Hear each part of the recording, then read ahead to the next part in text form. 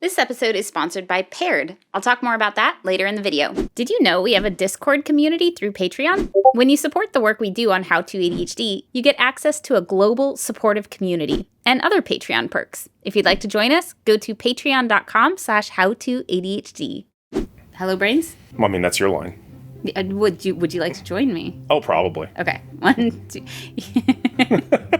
My apologies for my non-specific communication. Yes. Would you like to help me say hello, Brains, to the camera? I would enjoy helping you say hello, Brains, in synchronicity. In synchronicity, yeah, yes. Simultaneously saying 1, 2, 3, hello, Brains. Ready? Okay. 1, 2, 3, then go? Then hello, Brains. Not go on 3? 1, 2, 3, hello, Brains. Oh, okay. All right, ready? Uh-huh. 1, 2, 3. Hello, Brains. This is my partner, Dr. Rafael Bocamatzo. Hello. He's a clinical director at Take This, which is a mental health nonprofit that is currently accepting donations if anybody would like to support Oh my God, like all nonprofits, we will always accept donations. Yeah, I'm a clinical psychologist in Washington State. I'm an autism and ADHD advocate and educator in my own right. I'm also the CEO of a geek and gamer centric psychology practice in Washington State called Save Point Behavioral Health. I do a lot of stuff. He does, and he is the father to my child. We did a video last year. Yeah, about relationship accommodations. That was actually our second one, talking about our relationship and relationship accommodations. The first one where we were actually together, though. The first, yeah, that's true. The first one we broke up kind of right before we recorded. Right after we recorded it, yeah. I thought it would be cool to do an update. I know a lot of people were really interested in having us do another one, and we've grown a lot, changed a lot. She's pregnant this time. I am pregnant this time. And we're still together. This episode, we have a new challenge to talk about. While we're on the subject of how our relationship has evolved, the new relationship hyperfocus has worn off for us at this point, but we still want to make time to connect. Paired helps us do that. We just started using it, but we both liked it right away. It's fast, it's fun, and it gives us a way to connect asynchronously, which can be really helpful for neurodivergent relationships. Sometimes we're not in the mood to be romantic at the same time. Or one of us needs to focus on work when the other one is wanting connection. Paired makes it so we can connect with each other without interrupting each other, and be romantic without the other person feeling like they have to respond right away. When we're both wanting connection, we can also answer questions together. We've found this is great for sparking further conversation. Paired also promotes mindfulness in relationships. There are explanations of why certain questions are helpful, and check-ins that encourage us to reflect on if it was helpful for us. You can also build a timeline of your relationship, which is great for those of us who tend to forget things, or who don't have the best sense of time. So we can look back and see when we met, when our anniversary is, when was the last time we got away, or had a fun date. If you'd like to try Paired, click my link below to get a 7-day free trial and 25% off Paired Premium, so you can maintain and deepen your connection with your partner. Now, back to the video. I talk a lot about our relationship in Chapter 12, How to Heart, because that is my most recent experience, and probably the healthiest experience that I have with relationship being when you are in a neurodivergent relationship. First time I wrote the end of chapter 12, it was very much mirroring what we talked about in the last video about acceptance and going in with different expectations and asking for what you need, but asking for them to meet your needs in a way that they can. Like, know who your partner is, accept them for who they are. And then the second draft of the end of this chapter was... and part of that acceptance is accepting that maybe we need some extra support, right? I mean, you, as my partner, cannot be personally responsible for everything related to my mental health. I was as disappointed as you were. No, you were not as disappointed as I was, because I was like, no, let me handle it. You didn't expect it, right? Like, no. I did. I put a lot of the responsibility on myself for meeting your needs and for... I didn't ask for it. No, I know. And that's what we figured out. I feel like it's really exhausting, though, like me figuring out what my needs are and then accommodating your autism so that you can meet them, and then also figuring out what your needs are and accommodating my ADHD so that I can meet them. I was like, I feel like I'm doing a lot of work. And you were. Yeah, and at some point he goes, yeah, I didn't ask you to. And I was like, you're right, you didn't. You didn't ask me to do 90% of the emotional labor of our relationship. No. It's so interesting writing this chapter while also being in a relationship. I was like, how to heart? Wait, how do we heart? Like, I want to make sure that it's working. Yeah. Like, that the advice that I'm giving is based on what actually works. So it kind of evolved. The third version was, what's the plan? Yeah. Like acceptance is lovely, but it's a place to start, not a place to end. The part of the danger of acceptance as an end goal is that not everybody's going to do this, but there are definitely people who will take advantage of that, either tacitly or overtly. That if you're just like, I accept you as you are, and that's how it is. Okay, cool. Well, I'm just going to like run roughshod over your emotions because you accept who I am. And that's what happened in a lot of my relationships, to be frank. I am a very understanding and accepting person. Ditto. And I also, And I gave far too much credit where I shouldn't have. Yeah. So you accepted a lot of behavior you shouldn't have. Yes. I took a lot on that I shouldn't have, I would say. Yeah. You were pretty good about letting my mental health be my mental health. Meanwhile, I was like, everything that we're running into that's a challenge in our relationship, like whether it's related to our relationship or whether it's related to your mental health challenges or like your ex or like whatever, I felt like it was kind of all on me to fix that. No. And part of that was, yeah, okay. So one of the big things that I had to learn since last year was that I was kind of parenting him. And this is a trap that a lot of people with ADHD can fall into, or neurotypical people. Anytime you've got somebody in the relationship that has more significant challenges in a certain area than you, it can turn into a kind of parenting dynamic. And I didn't think that was happening because he has his own job, he manages his own finances. Like he is a man, he's an adult, right? I have lived autonomously for a few decades. Yeah. So like and we split the housework. Like he does most of the cooking, I do all of the laundry. He does the dishes, I put the dishes away. Like it feels very fair and even. Yeah. But I realized I was kind of parenting him in a different way. I was maybe not parenting is the right word, but like therapizing it, like playing coach or therapist or whatever. Like if he was running into challenges with his mental health, I was the one who felt like I need to do something to, instead of being like, hey, how about you see a therapist? You remember in the last video where I said with a chuckle, you were aggressively accommodating? Yeah, I was aggressively accommodating, which was nice. I know it was a nice change for you, but it was also exhausting for me. And me too. And kind of not respectful of you and your own ability to manage your own challenges. Well, hold up. I want to reframe that a little bit because it was I could see the love in all of that because, and again, you talked about this in the last relationship video that we did, that you had all these strategies that worked for you and you cared about me and you loved me. And in pure caring enthusiasm, you were like, here, try this strategy, try this strategy, try this strategy, try this strategy. And unfortunately, because I am, in fact, a different person with different challenges, and my both emotional and cognitive processing speed is so much slower than yours.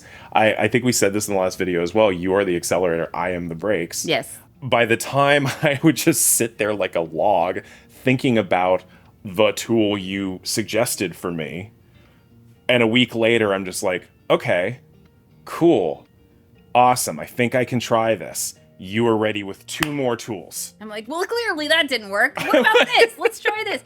Yeah, I mean, that was part of it, was learning to slow down a little bit, and instead of just jumping in with a new solution and a new strategy and like taking it all on myself, but okay, I'm gonna do my part, which is be like, hey, this is a challenge that we're facing. Here's some strategies you could try, or what do you think? And then let you take it from there. Yeah, and actually, I think a really good turning point was where you were really frustrated. We'd hit a snag with some challenges I had, and you were coming up with, again, a new solution. And I said, hey, how about not a new solution? How about we just refine the last one? Because you are so much faster about things than I am. You go from task to task to task to task to task, versus me, I'm just like, I want to perfect this one thing. But that was part of it, right? Is recognizing, like, when it comes to the neurodiversity, letting you try strategies in your own time and in your own way, that was part of it. But part of what we figured out was that there was more going on than the neurodiversity. Yeah. This gets a little challenging. I'm both autistic and ADHD. ADHD, woo. Like a lot of folks who are autistic and ADHD, I've had some pretty significant relational trauma and relational abuse because and research substantiates this, that so many of us have been chastised our entire lives and told, well, you clearly don't understand what's going on socially, till eventually so many of us just adopt this message of, well, God, I must not understand what's going on socially. And I must be in the wrong. I must be in the wrong. Yeah. So putting all of our trust for social perspective on the part of somebody else. And that's part of the reason a lot of autistics and ADHD folks, we have significant levels of relational abuse. With ADHD, it's a lot of either not remembering or tracking very well, like how we've been treated, or assuming that we messed up or that we deserve to be treated the way we're being treated because, like, we're not perfect, right? Like, well, we did show up late. We deserve to be yelled at. We did mess up. So we deserve this treatment. But also trusting other people's perspectives more than our own because we do have memory challenges. And with autism, you have the extra element of... There's a lot of social dynamics and unspoken nonverbal cues that I'm oblivious to. Thankfully, I'm at a place in my life where the people in my life accept that with good humor and tend to not judge. But there's so many of these experiences that I just kind of normalized, and I assumed, they weren't fun and they left a bit of a mark, but I didn't think they were as bad as they were, up until the point where I could see how much it was truly impacting my relationships. There's a lot of points with Jessica where I'm just losing it. I'm panicking, I'm freaking out, and we now realize I'm not reacting to her. And so I got back into therapy. Have a freshly minted diagnosis of complex PTSD. But that's neither here nor there. No, it's everything here. And it brings it back around to, I need to take care of my own stuff because I am an autonomous feature of this partnership and I can't rely on her for everything, and that bad things happen when people do completely rely on the other person for things. Yeah, and because of my own trauma background, my own childhood trauma, and like, my dad was probably undiagnosed ADHD, really bad emotion dysregulation, would fly into rages, and like I learned, and my siblings learned really early to kind of walk on eggshells around that and not to trigger it, and that's what we were kind of running into. Is I was falling into old patterns of walking on eggshells and trying to fix his reactions with my behavior. And it turns out that, like, the nature of my trauma and the abusive relationships I have been in,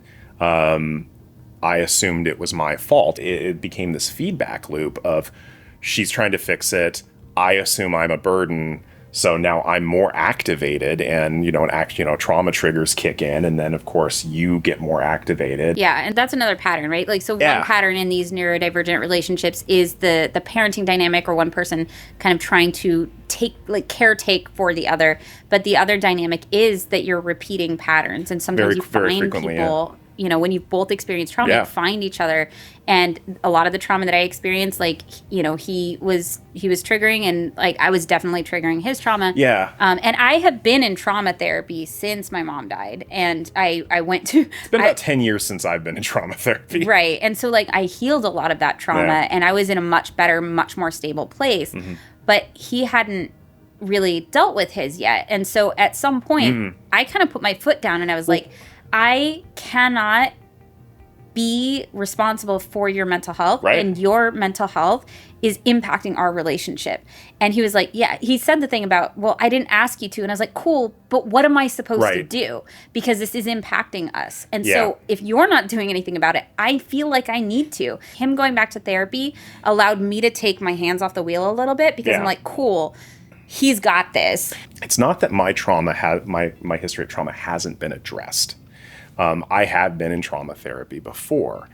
Trauma manifests differently over the lifespan. Not just that, but since your relationship trauma with your ex, you had not been to therapy. I hadn't done specifically trauma therapy since I got an autism label, since I got an ADHD label, which reframes a lot. Or since you ended that relationship. Yeah. And so there's a lot to consider there, especially as we're about to have a kid. Right. And that, I think, is what kind of kicked me into gear. I was like, it's okay for me, but it's not okay for my kid. I don't want my kid to be afraid to like go to her dad and talk about what she's going through because it might trigger him. Just so nobody gets the wrong idea here, the nature of my trauma reactions is all internalizing. Yes. I go inward. Partially because I have been the target of so much outward behaviors. I've the idea of hurting another person in any way, shape, or form is one of my biggest fears. Yeah, so he'll say, like, I'd rather hurt myself than hurt somebody else, but I'm like, I don't want my kid to see that's terrible. Anybody that they love hurting somebody that they love, Yeah. even if it's you hurting you. Yeah. One of the things that we've talked about in the meantime of this, especially as it applies to other relationships that people with ADHD or autism or, you know, any sort of developmental diagnoses can be in, is that frequently partners want to help each other. And they want to care for each other and they want to love each other. And, they, you know, as you should. And those are wonderful aspirational terms. But that means something very different as a friend versus a partner and versus a coach or a therapist. Versus a coach or a therapist. Yeah. And so this is something I work with a lot of my clients is how do we define caring in this context? How do we define love in this context? How do we define help in this context? Basically, right, because what's your role? I wanted to help, and so that to me meant in all of the ways that I possibly can. Right. No. As opposed to the biggest thing that I learned was that helping in terms of a role that is not your role, like coach, therapist, parent, whatever, that comes at the expense of the role you already have. So I already have a role as his partner, and that can involve care and support and help and all of that. But what's appropriate for me to do as a partner is very different from what it's appropriate to do as a coach, as a therapist, as a parent. And it turns out that the parentification is actually part of my trauma. I hadn't even thought about that. Yeah, because there have been so many people who quote knew what's best for me and ripped away my autonomy for things, and it's created some absolutely devastating effects in my life. So by helping in a way, I was hurting. I know you meant well by all this, and you did it all out of love because you are a literal expert on this. You've got a lot of strategies that you've used over the decades for this. But if you are a partner in a romantic relationship and you decide, I'm going to help them for their own good, well, you've now, where you should be here in the relationship with each other, now you're up here and they're down here. They are the recipient, you are the deliverer of help. And it creates a really problematic dynamic when you should be peers. You should be partners. So let's talk about the difference, because it can be a fine line, parenting versus partnering. Yeah. I did an episode with Ari Tuckman, ADHD After Dark, and you can check that out here. It was a really good episode, and I remember one of the things that he said that I must have forgotten is that it's collaborative. Yeah. Instead of me taking it on myself, if I want him to do something like, you know, figure out all the ways that I can accommodate his autism by, like, does he want me to do that? Like, you know, hey, like, babe, no. I would really love something special as a gift for, you know, my push present for when I give birth. Do you need support with that? See, and that question, that is right there. You're preserving my autonomy there. In the same way, like, I think at one point, I started setting up systems for you around the house subtly without your consent. And I got mad. And rightly so. He was like, oh, yeah, I did this for you. I was like, why? I am perfectly capable of creating my own systems. Thank you. I want to normalize this a little bit. It's so easy for us as human beings, especially when we care about other people, to jump immediately into helping mode. One of the biggest challenges I see people deal with in therapy contexts is sitting with their own helplessness and not directly intervening. We see this in conversations all the time when, you know, you bring a problem to a friend and they're immediately like, have you tried yoga? Have you tried kale? It means well, but it's helping without permission. Helping without consent, yeah. And I personally don't mind if you're like, hey, I notice you're struggling with this. Here's a system, like, would that be helpful? Yeah. But you're still allowing me to say whether or not that would be helpful and whether or not I want your help in implementing it, all of that, right? Can I help with this? Would you like help with this? You know, just simple permission questions like that are a game changer for you. I think it would have been a really big difference in that conversation if I had, instead of being frustrated and was like, here, I set up systems to help you, because it really wasn't helping you, it was helping me. I mean, let's be real with that. It was me controlling my frustration under the guise of helping. Yeah, this is impacting me, or it's impacting our relationship. So I have decided to intervene with your mental health challenge. You're welcome. I have determined what your mental health challenges are.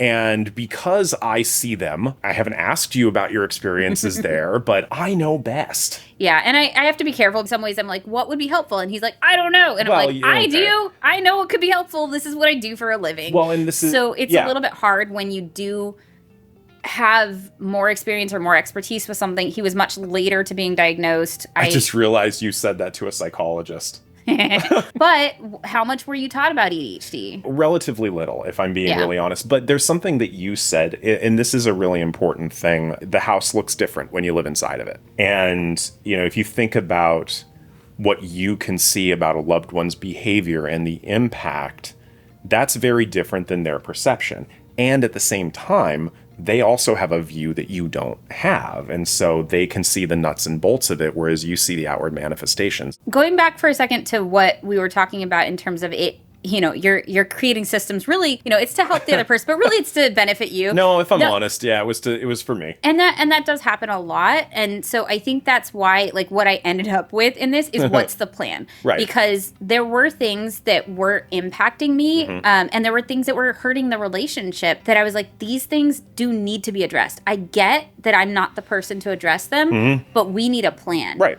And at the time, he was looking for a therapist, and he was like, well, that's the plan, is I'm going to try and find a therapist. But we already know that this is going to be hard for you to find somebody who's a good fit. So what's the plan in the meantime? And at first it was, well, I don't know, like, what else is there? And I was like, cool, do you want me to look up what else is there? And he's like, sure. So I started looking up, you know, but I asked. And it was permission. So I started looking things up, and I was like, cool, there are workbooks, there are peer support groups, there are this. And I started making a list. And by the time I finished making my list, he had already come up with a couple of ideas on his own.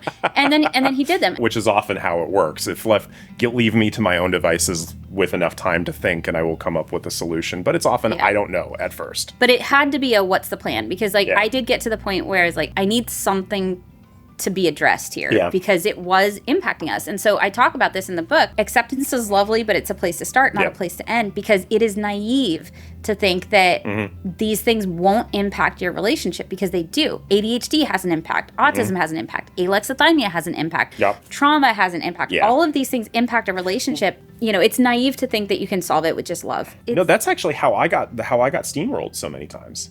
What do you mean? Well, because I loved them enough, and I just kind of let it happen. I have a final question for you, which is, what do you think we were doing well a year ago? And we can watch the video again if you want. But what do you think we were getting right a year ago? And where do you think we still were maybe a little bit naive and have grown? We could look at anything in our lives a year ago, 2 years ago, 3 years ago, and we could point out all the naive points. In fact, it's something I say to people is like, I hope you live the kind of life that 5 years from now you can look back and cringe. Because you've learned. I think it's an important thing to recognize and realize that relationships, especially healthy ones, are constantly evolving. They're not challenge-free. Healthy relationships are challenges you work through, you overcome. You know, I can look at the video we recorded a year ago and go, yeah, no, that's where we were at that point. Those were the lessons we needed to learn at that point. And then life evolves and changes, and those lessons need to morph. And so we need to learn new lessons. And it's a constant cycle of iteration and reiteration and learning and growing. And so that's my really convoluted psychologist answer to not give you a definitive answer.